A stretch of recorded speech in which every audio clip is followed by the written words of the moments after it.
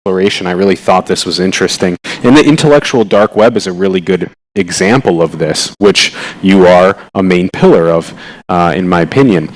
So let's say that two people are having a conversation and they're reducing their points. They're maybe keeping it to straight binary. We see a lot of political polarization that's occurring today in United States politics. Finding a lot of the beauty and the nuance of conversation when you take complex position and you maybe stay equanimous rather than become agitated. All of these things tend to drive better conversations, and it seems as though you're leading that forefront. What do you see in that sort of path that we're walking of figuring out how to have better conversations?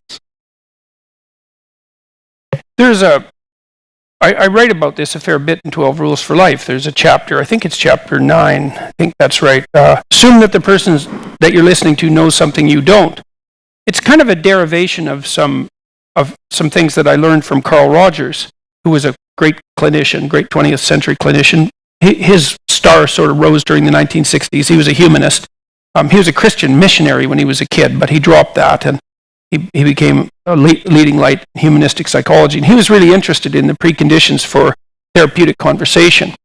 And he thought that, well, if you were going to engage in the process of therapy with a client, that the client had to bring to the session before he or she arrived the willingness to make things better. That would be the first thing. Yeah.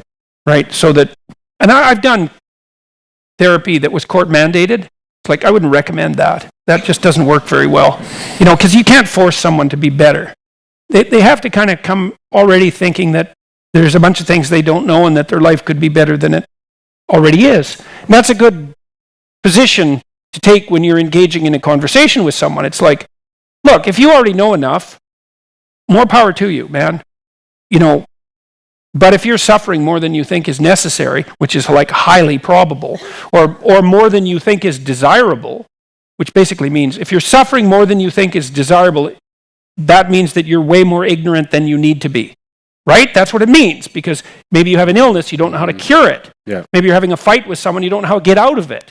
Maybe you're failing at work and you don't know what to do about it. It's like you're ignorant, and no wonder, because people are ignorant. And so you might think, well, unless everything is just the way you want it to be, then you have something to learn.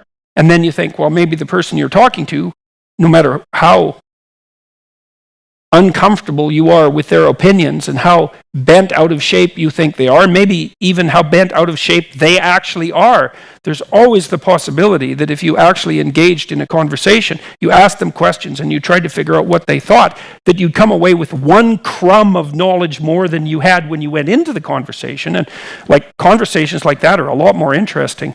I found in my I've probably done 20,000 hours of clinical work, something like that. And so that's 20,000 hours of really, really, really, really serious conversations.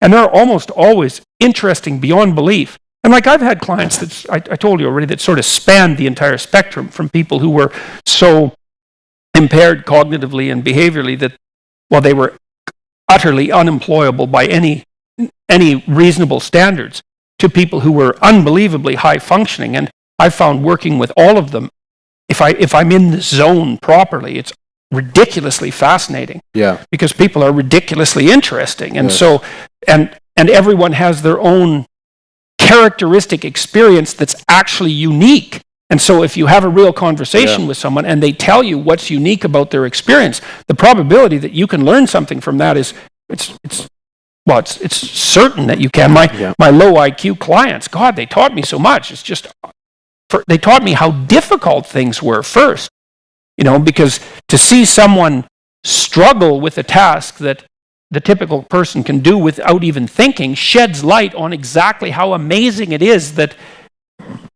normal people can do that, and how hard it is when you're impaired to the point where those sorts of normal behaviors become impossible. It's so enlightening. It teaches you a lot about the world. And so I think part of the reason that YouTube is killing television is partly because it's technologically advantageous.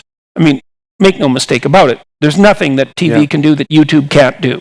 And there's a whole bunch of things that YouTube can do that TV can't. So it's obvious which one's going to win. But what's also interesting about it is that there seems to be a massive and relatively untapped market for actual conversation. And it's because conversation is between people of goodwill who are trying to tell the truth, who are trying to aim at making things better, is unbelievably valuable. I mean, at least in principle, that's what we're all doing here, right? I mean, even though, you guys aren't talking, that doesn't mean this isn't a conversation. It's, first of all, we're trying to pay attention to you at least enough to see if everyone is engaged in the conversation. If you're not engaged in it, then it would be completely pointless, right? And you involved them in your experiment. That was amazing. Well, one of the things I learned in my clinical practice is that if the conversation wasn't interesting,